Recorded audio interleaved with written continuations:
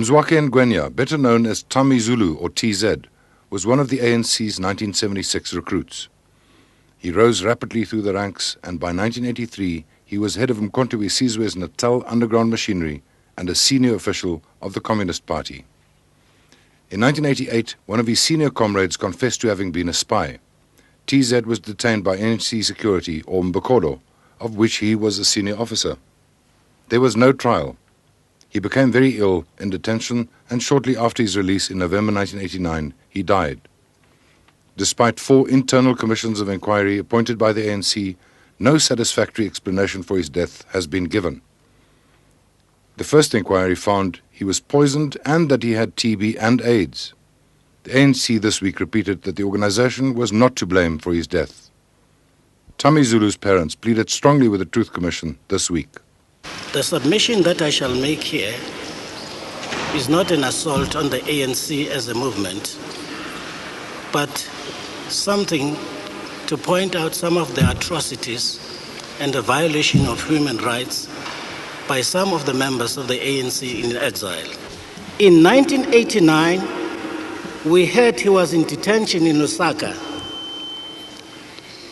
The South African Council of Churches gave my wife and I 2 air tickets to proceed to Lusaka.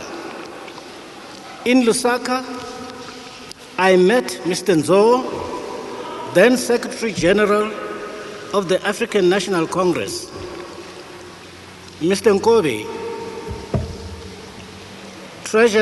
Treasurer General, Mr. John Tlantla, Chief of Intelligence, and Mr. Zuma, Jacob.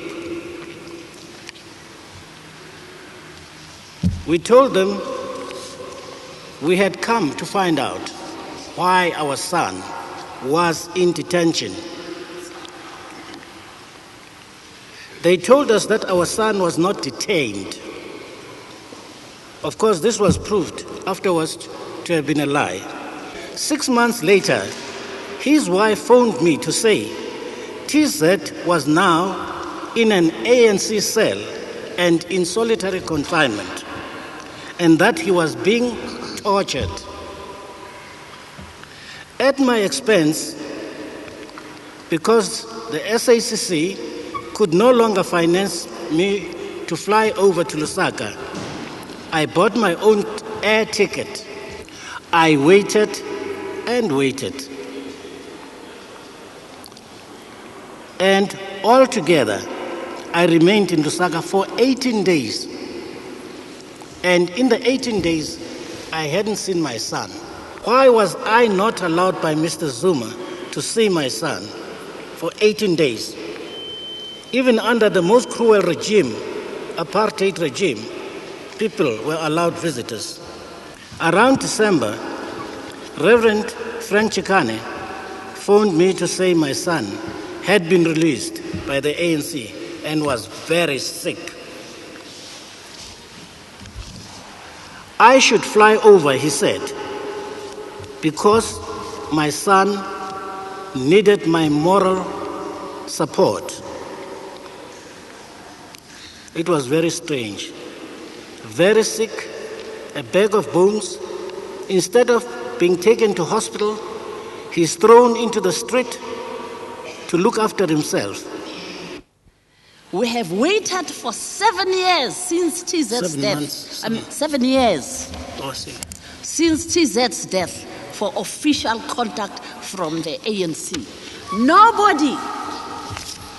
Nobody, despite what he did for the organization, came to us to say we are sorry, just to offer their sympathy. No one came. There is some contradiction. The military wing was with him. They supported him right through. Even at the time when his corpses were fetched from Zambia, they were with him. They were working with the family. They had nothing against him. And the people who were not working with him, that is the security, is the group that had something to do with him. There's that contradiction, which shows that there was a little click.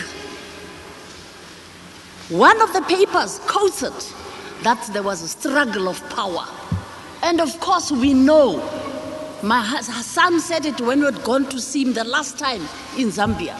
He said it that there was bad blood between him and Jacob Zuma.